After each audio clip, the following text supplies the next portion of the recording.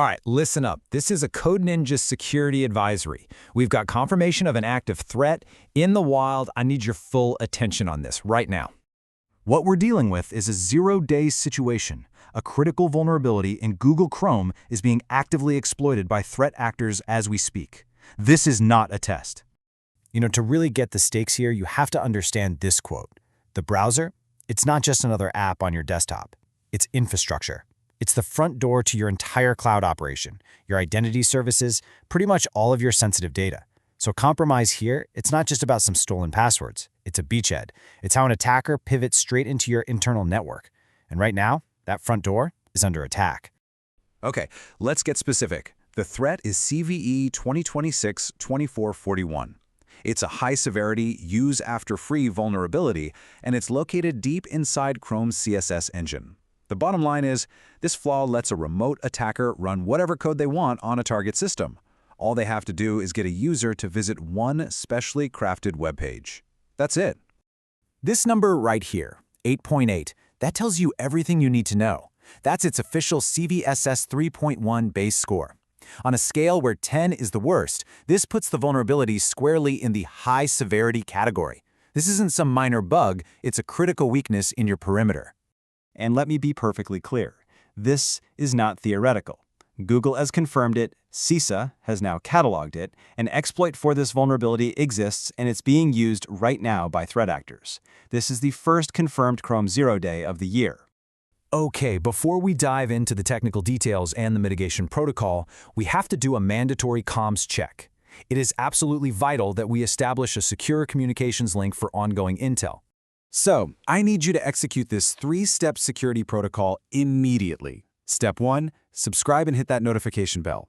Think of this as your channel for real-time intelligence on this threat and future ones. Step 2, hit the like button. That's your formal ACK, your acknowledgement of receipt for this advisory. And step 3, comment with your status. Just 2 words, patched or vulnerable. This is a census, and it helps all of us gauge the real-world blast radius of this thing. All right, comms check complete. Let's proceed to the deep dive. We're about to dissect the technical mechanics of this exploit and really define its true blast radius. So how does this actually work? It's a classic memory corruption bug. On the left, you see how things are supposed to work. A program grabs some memory, uses it, and then frees it. Simple. But here's the flaw, on the right. The browser prematurely frees a block of memory while it still thinks it needs it. This creates a race condition. An attacker can then swoop in and stuff their own malicious code into that now empty memory space. So when the browser goes back to use that memory again, expecting to find its own data, surprise, it finds and executes the attacker's code instead. The impact here is remote code execution, or RCE. Now, the official description says this happens inside the sandbox. Do not let that phrase give you a false sense of security. Code execution, even when it's sandboxed, can give an attacker access to session cookies, cached credentials, and even internal network resources. It is a critical foothold, and it's often just the first stage before they chain it with another exploit to escape the sandbox entirely.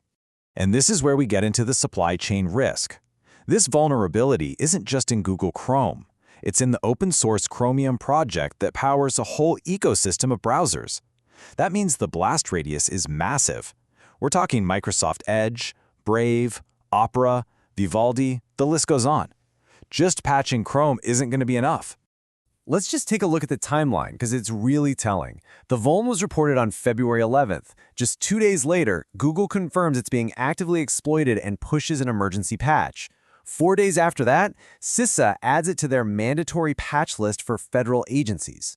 That kind of response velocity tells you everything you need to know about how serious this threat is. Okay, we've defined the threat. We understand the mechanism. Now for the most important part, mitigation.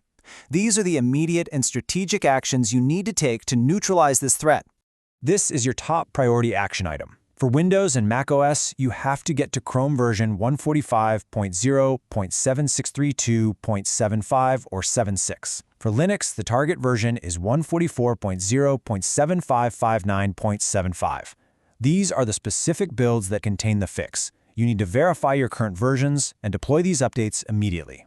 Look, a truly comprehensive response requires this 4-step protocol. First, deploy the patches everywhere. That's obvious. Second, and this is so critical a lot of people miss it, you have to enforce browser restarts.